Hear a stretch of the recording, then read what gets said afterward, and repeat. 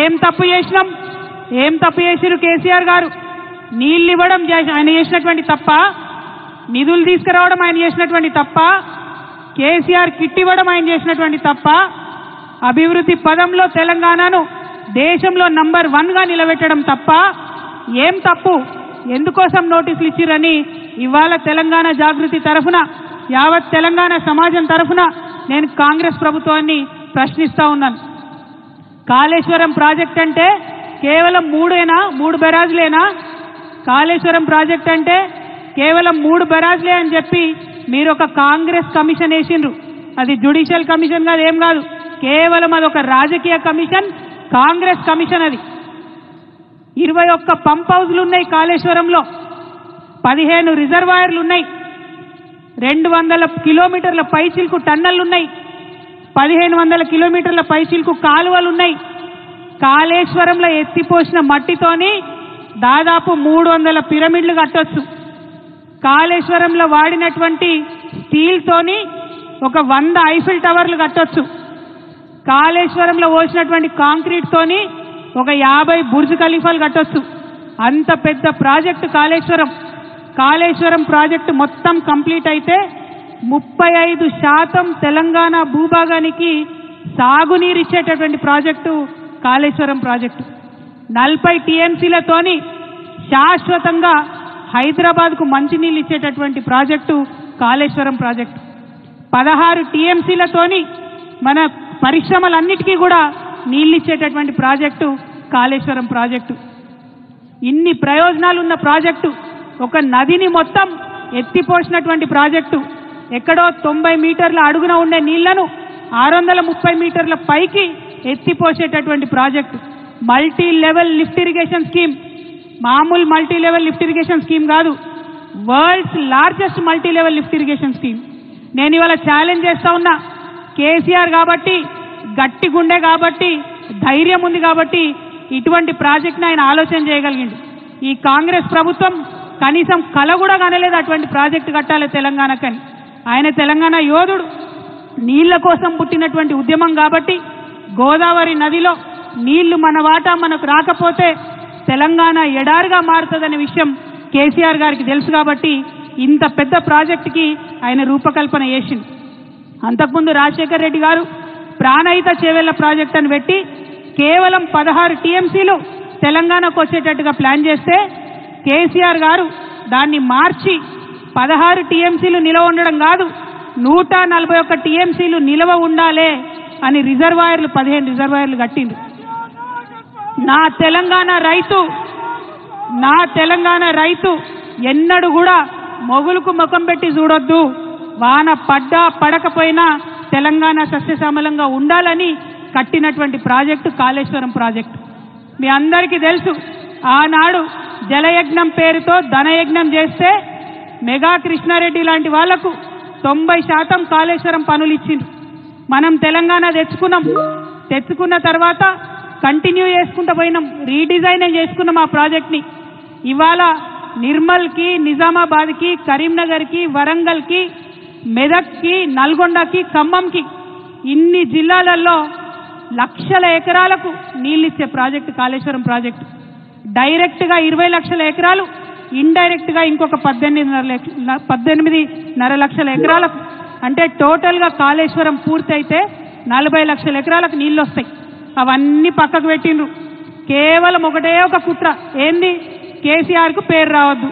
రైతు బంధు ఇచ్చినందుకు కేసీఆర్ని గుండెల్లో పెట్టుకున్నారు రైతులు. వాళ్ళు మర్చిపోవాలి కేసీఆర్ని బద్నాం చేయాలి. అందుకోసం వేసినటువంటి కమిషన్ ఇది తప్పితే ఇంకొకటి కాదు. ఇవాళ నేను ఛాలెంజ్ చేస్తా ఉన్నా ముఖ్యమంత్రి గారిని, మీ గురువు గారు చంద్రబాబు నాయుడు గారు 200 టీఎంసీ గోదావరి నీళ్లు ఎత్తుకపోతా ఉంటే బనకచెర్లకు నేను తీసుకుపోతా అని ఆయన బాజాప్తా కాలర్ ఎగ్రేసి చెప్తా ఉంటే ఎందుకు మీకు ధైర్యం వస్తలేదు లేఖ రాయడానికి? అపెక్స్ కౌన్సిల్ మీటింగ్ పెట్టమని మీరు ఎందుకు అడగలేకపోతా ఉన్నారు? क्या मजबूरी है भाई रेवंत रेड्डी साहब का? कई को नहीं लेटर निकले? हमारा पूरा गोदावरी आंध्रा को लेके जा रहे, हमारा पानी पूरा आंध्रा को लेके जा रहे, क्यों नहीं लेटर लिख रहे? ముఖ్యమంత్రి గారు నేను డిమాండ్ చేస్తా ఉన్నా, గోదావరి పెన్నా లింకేజ్ పేరుతో ఏదైతే ప్రాజెక్టు కట్టి బనకచెర్లకు నీళ్లు తీసుకుపోతా ఉన్నారో అది మీరు తక్షణమే ఆపాలే. మన భూభాగంలో తుపాకుల గూడెం దగ్గరనే ఆ లింకేజ్ పాయింట్ ఉండాలని చెప్పి మీరు ఇమీడియట్గా కేంద్ర ప్రభుత్వానికి అపెక్స్ కమిటీకి లెటర్ రాయాలని తెలంగాణ జాగృతి తరఫున ప్రభుత్వాన్ని డిమాండ్ చేస్తూ ఉన్నాం. అదేవిధంగా ఇంకొక మాట మనందరం ఆలోచించుకోవాలి. మనం ఒక చిన్న ఇల్లు కడితేనే అనేక ఇబ్బందులు అవుతాయి, ఏదో ఒక సమస్య వస్తుంది. ఇంత పెద్ద ప్రాజెక్టు కట్టి 40 లక్షల ఎకరాలకు నీళ్ళు ఇవ్వాలంటే చిన్న చిన్న సమస్యలు చాలా వస్తాయి. ఈ మేడిగడ్డ పిల్లర్ ఒకటి కుంగింది, ఇంకొక రెండిటికి పగుళ్ళు వచ్చినాయి. మరి రిపేర్ చేయొచ్చు కదా.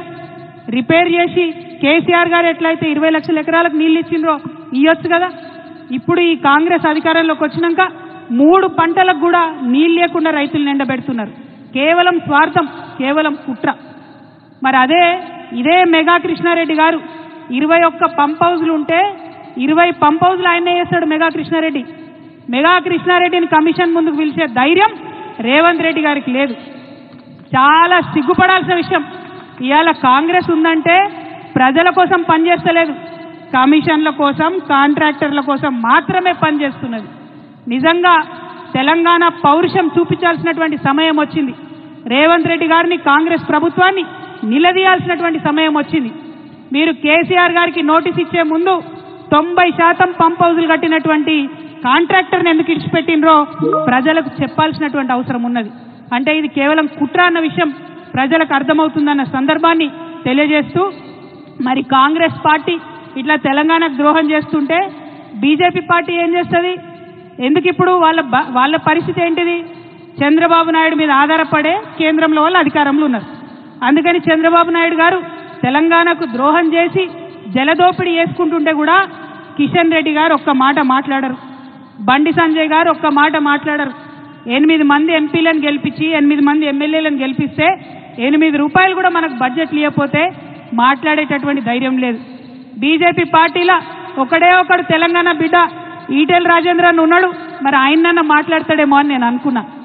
కానీ గోదావరి నీళ్లు అక్రమంగా చంద్రబాబు నాయుడు గారు తరలించకపోతుంటే ఈటెల రాజేంద్రన్న కూడా మాట్లాడలే. అన్నా రాజేంద్రన్న, తెలంగాణ ఆడబిడ్డల తరఫున, తెలంగాణ రైతుల తరఫున, తెలంగాణ జాగృతి తరఫున నేను మిమ్మల్ని రిక్వెస్ట్ చేస్తా ఉన్నా. ఆనాడు ఉద్యమంలో మనం ఏమన్నాం? బీజేపీ నాయకులు పదవుల కోసం పెదవులు మూసుకొని ఉన్నారని చెప్పినాం. ఇవాళ మీరు దయచేసి ఆ అపవాదు తెచ్చుకోకండి. మీరు పార్లమెంటు మెంబర్గా ఉన్నారు, మీరు ప్రధానమంత్రి గారి దగ్గరికి వెళ్ళండి, ఖచ్చితంగా బనకచెర్ల ప్రాజెక్ట్ని ఆపండి. గోదావరి పెన్న లింకేజ్ మీరు తుపాకుల గూడెం దగ్గర నుంచి తెలంగాణ నుండే పెట్టాలనేటటువంటి డిమాండ్ ఈటెల రాజేందర్ గారు ప్రత్యేకంగా బాధ్యత తీసుకోవాలని తెలంగాణ జాగృతి తరఫున నేను డిమాండ్ చేస్తా ఉన్నా. అదేవిధంగా ఇవాళ కాళేశ్వరం ప్రాజెక్టుకి 1,15,000 కోట్ల అనుమతులున్నాయి. సిడబ్ల్యూసీ నుంచి అన్ని రకాల అనుమతులున్నాయి, పర్యావరణ అనుమతులున్నాయి. ఖచ్చితంగా కాళేశ్వరానికి నేషనల్ ప్రాజెక్ట్ స్టేటస్ తీసుకొచ్చేటటువంటి బాధ్యత కూడా ఈటెల రాజేందర్ అన్న తీసుకోవాలని చెప్పి నేను ఈ సందర్భంగా డిమాండ్ చేస్తా ఉన్నా. మరి మీ అందరినీ నేను కోరేది ఒకటే, తెలంగాణ ఉద్యమం పుట్టిందే నీళ్ల కోసం, నిధుల కోసం, నియామకం కోసం. ఇవాళ నీళ్లలో అన్యాయం జరుగుతుంటే చూసుకుంటూ ఊరుకునేదే లేదు. ఒకవేళ మనం డిమాండ్ చేసినట్టు ముఖ్యమంత్రి గారు ఉత్తరం రాయకపోయినా, బీజేపీ పార్టీ వాళ్ళు చర్యలు తీసుకోకపోయినా తెలంగాణ జాగృతిని గల్లీ నుండి ఢిల్లీ దాకా ఉద్యమం చేస్తాం. మన గోదావరి నీటిలో మనకు రావాల్సిన 1000 టీఎంసీలు వచ్చేంత వరకు ఒక్క బొట్టు కూడా బనకచెర్లకు తరలిపోకుండా ఉద్యమాలు చేస్తామని సందర్భంగా తెలియజేస్తూ, మరి ఇక్కడికి పెద్ద ఎత్తున వచ్చినటువంటి నాయకులకు అందరికి కూడా మనస్ఫూర్తిగా ఉద్యమాభివందనాలు తెలియజేస్తా ఉన్నాను. కేసీఆర్ గారికి నోటీస్ ఇచ్చిరంటే యావత్ తెలంగాణకు నోటీస్ ఇచ్చినట్టే అని భావిస్తూ, మరి కేసీఆర్ గారికి నోటీసులు ఇచ్చి మీరు ఇబ్బంది పెట్టేటటువంటి ప్రయత్నం చేస్తే మేమందరం కూడా ఒక రక్షణ కవచంగా వారి చుట్టూ ఉంటాం. కేసీఆర్ గారి మీద ఈగ వాళ్ళతో కూడా ఊరుకోమని చెప్పినాం. ఖచ్చితంగా అదే పదునైనటువంటి స్వరం వినిపిస్తామని ఈ సందర్భంగా తెలియజేస్తూ, మరి నీళ్ళిచ్చిన కేసీఆర్కి నోటీసులు ఇవ్వడం అంటే నిజంగా సిగ్గుపడాల్సినటువంటి సందర్భం. మళ్ళొక్కసారి చెప్తా ఉన్నాం, ఖబర్దార్ కాంగ్రెస్ నాయకులారా, ఖబర్దార్ ఖబర్దార్. జై తెలంగాణ, జై కేసీఆర్, జై జాగృతి, జై తెలంగాణ.